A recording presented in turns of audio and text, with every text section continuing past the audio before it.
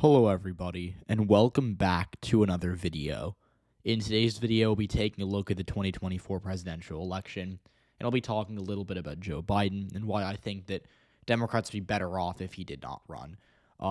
I do want to get right into it here, but first I want to say, again, my apologies for not posting a ton over the course of the past few weeks, maybe up to a month now. I've only posted a couple times, but I'm on winter break now, so hopefully I'll be able to do a bit more uploads, but obviously I am in school, so, I don't have a ton of time on my hands to begin with. It's often, I don't have time to post YouTube videos here, but I want to say, this is always one of my New Year's resolutions, but this year, for real this time, I do want to hold myself to a bit more of a consistent upload schedule. So regardless, I don't really think you guys care my upload schedule as much as you care if you clicked on this video, but what I want to say about Biden, and here is I think broadly where we're at right now. There's no clear favorite. 6 months ago, if you asked someone who was the favorite, they would have said Biden easily. Now I think that a lot of people really think Trump's favored. I don't really know what to think. That's why I'm hesitant to put out like a state-by-state prediction. I have a map up here in case I want to engage in some exercise later, because I haven't scripted this video. I don't really have a plan for how it's going to go. It's really going to be, dependent on how I feel over the course of the next 6 to 10, 12 minutes and what I think I'm going to do. But like, if you made me give you a state-by-state prediction, I wouldn't really want to, because I can't say with, any really high degree of confidence, oh, I think Biden's going to win Wisconsin. I think Trump's going to win Arizona. I think Biden's going to win Pennsylvania. I think Trump's going to win Nevada. And so for that reason, I don't want to look state by state, because we don't have a ton of great polling. We don't have a ton of great information. It's only December 2023. We're still a year away.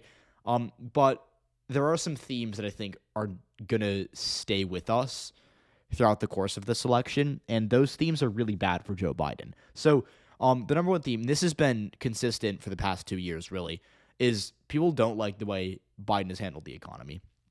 I think his approval, or not his approval, but his percentage of Americans that think that, or that will say that they approve of how he's handling the economy, it's rarely above 40% in any polls. It's usually like 35 to 33. Maybe a little more than a third of Americans will say, yeah, I approve of Joe Biden's handling of the economy.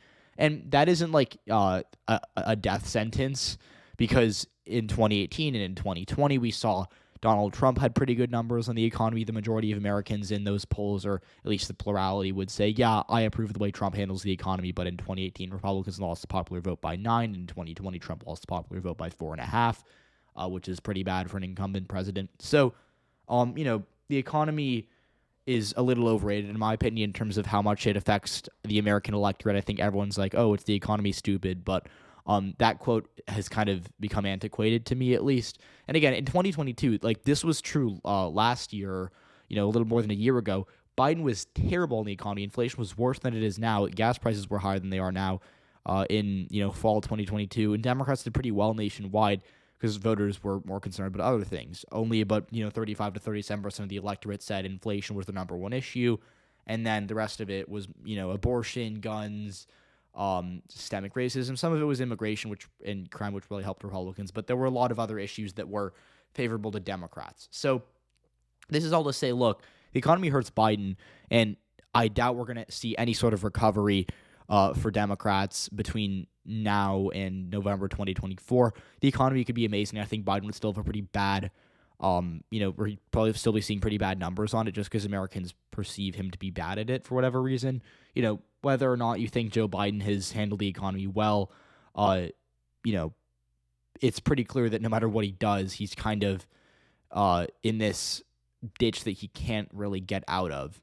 And so for that reason, and by the way, if you paid attention to how the Biden campaign was using their messaging over the course of the past 5, 6, 7, 8 months, it was bad, because they were saying Bidenomics, like they were saying like, we're doing this. Union households are growing in these states. The income of this certain profession, this zip code has grown by 0.7%, or statistics that are favorable to Biden, paint him in a good light. They're like, that's Bidenomics. And then what happened was that was terrible, and it was a very, very bad idea for the Democrats and whoever was working on Biden's team, because when people heard, oh, that's Bidenomics, they were like, okay, I don't like the economy. I'd rather not tie Biden to it. And if Biden's tied to it, then I don't like Biden either. So um, I thought the whole Bidenomics experience, which is probably coming to an end, I've seen less of it as of late, but that whole, oh, let's try to redefine how voters see Joe Biden. Let's, relative to the economy, let's just try to change people's minds on this. That was never going to work. And I thought that was a very, very poor decision by the Biden campaign. It was a messaging blunder to me. And I think that if they're lucky they stopped doing it now, because if they are doing that 6-7 months in the future, they'd be in a lot of trouble. Because, the more you tie your candidate to something that people don't like, the more it's going to hurt them. Like, that's almost like if Trump came out and was like Trump, I don't know, Bidenomics kind of flows well. It's a decent name, but like saying like Trump abortion laws, or like Trump, Trump election, right? Like Trump election, theories or trutherisms which aren't true. Like election denialism is not popular within America. Let's tie Donald Trump to that. Let's just try to change people's minds. That's never going to work. Voters are stubborn. You can never change their mind on an issue that's so, old, so entrenched within them, and then tie our candidate to that. That's just a really hard thing to do. And again, Biden should be glad his advisor stopped doing that, because that could have been really bad had they not realized that they were making a mistake. And so that's my kind of economy rant. It's bad for Biden. It would obviously be helpful for him if they could get his approval rating on the economy up. Will it happen? No. Is it worth trying? Probably not. If you're going to say Bidenomics, that's for sure you shouldn't do it. So Biden can absolutely win with a terrible approval rating on the economy. Like that can definitely happen. The problem for him is that the economy isn't what's going to sink him if he loses next year. It's his age. And this is where everything gets really, really bad for Democrats. It's almost kind of like paradoxical is the word, right?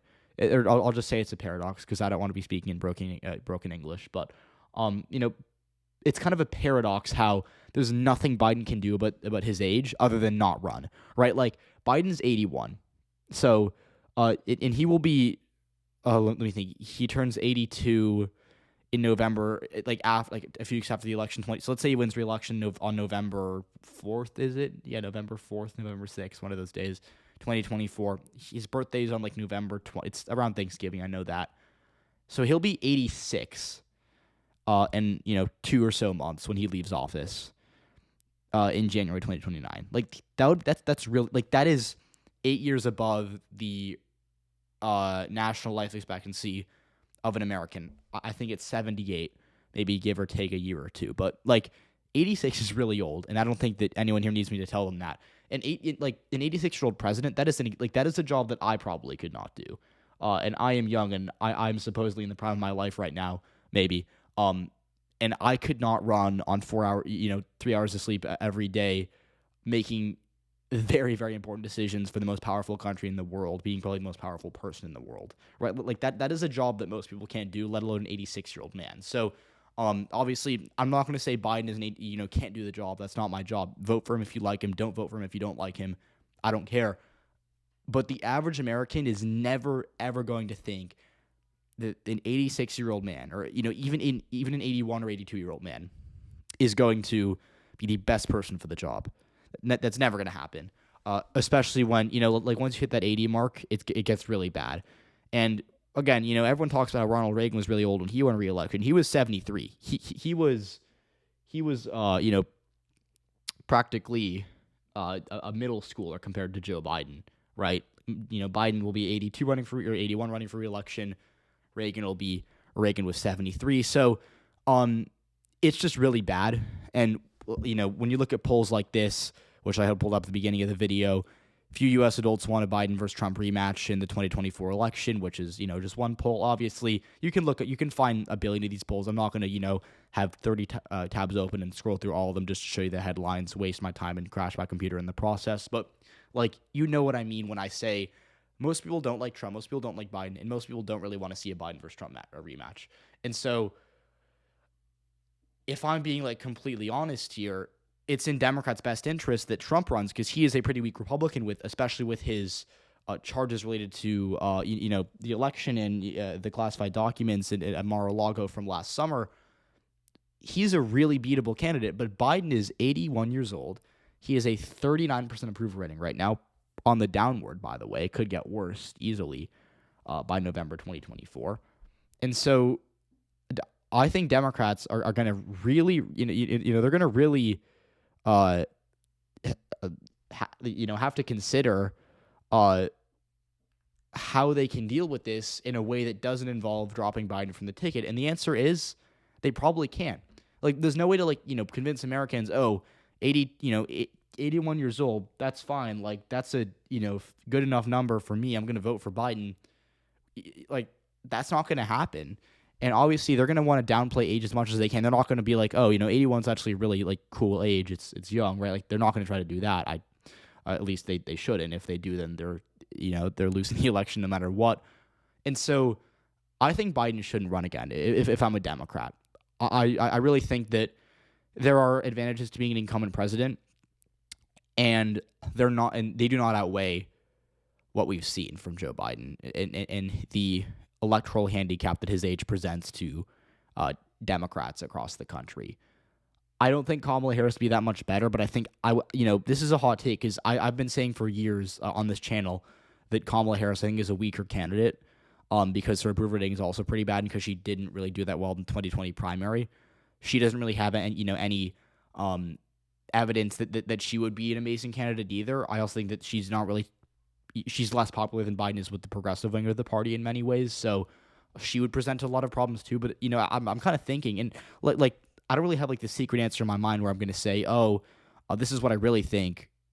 I just don't know if Biden would still be better than Harris, because Harris is 55, 60 maybe. She's a lot younger than Biden. I think she's energetic. She'd have no problem debating Donald Trump come 2024. And so, I don't really know what Democrats are going to do here. I think they're going to run Biden again because Biden's going to run no matter what. But Democrats should be saying to him, look, don't do us any favors, right? Like, you said you wouldn't run if Trump wasn't running because you think you're the only one who can beat Trump or who can give Democrats the best chance of beating Trump. That isn't happening. The polls are bad. Your approval rating is terrible. Why not roll the dice with someone else? Why not give ourselves more leeway? Why not try to see, explore our options than stick with you? And so I would say if I'm a Democrat, I don't want Biden to run again for those reasons. The age is just such a big handicap that cannot fundamentally be changed or addressed in any way that they're kind of stuck. It's not going to get better. It could get worse because the age isn't going to change. The economy could get worse. Trump could maybe poll better, right? So there's nowhere to go but down for me if you're Joe Biden, and I think that the polls are going to reflect this as we get close to the 2024 election. So those are my thoughts. Obviously, I don't want to say anything super confident about the actual outcome. I think Biden could still win. Maybe he wins by a lot just because Trump's so unpopular. But at the same time, Democrats are in an unnecessarily tough position just because of how toxic Joe Biden's age is to their brand. So, again, like I just said, those are my thoughts. Let me know what you think, and I hope to see you all in the next one.